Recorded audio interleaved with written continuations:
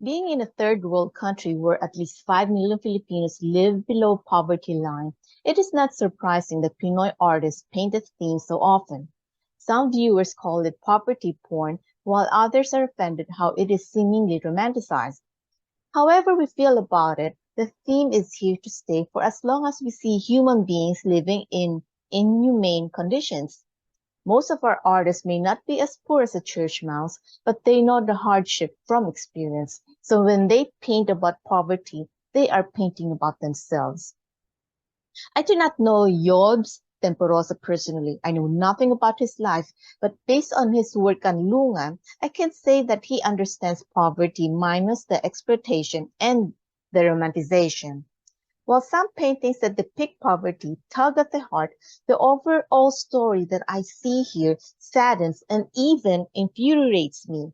I say overall because I do see how Temporosa reminds me how poverty is. The house is made of recycled materials, not out of choice, but out of necessity. They are stuff that have been discarded and given up for any use by their previous owner. Even the cardboard that makes for a second canvas is old. The only thing new is the masking tape in the corners. We see a tortoise which by nature is self-sufficient in terms of housing and shelter. It is built in. But then we see him carrying something that is unnatural. It's barong-barong. Because it's unnatural, it's superimposed on him to carry the burden of caring for a household that is not supposed to be his responsibility.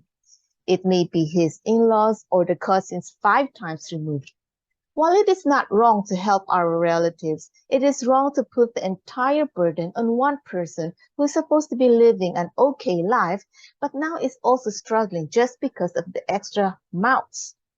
What makes the situation sadder and more appalling is that no one is helping the pagong. Again, it's okay to be helping our relations and other people, but wouldn't it be better to have them help carry the burden as well?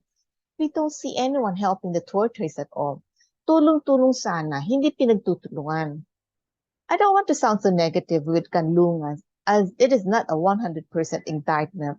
The story I saw is just my interpretation. I do see something positive as well here. The tortoise reminds me of the pagong at ang matsin where the slow but sure eventually wins.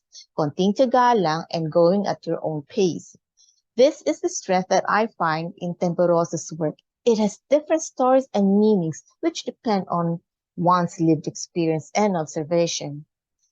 Paintings with different layers of interpretations is essential. Art is essential.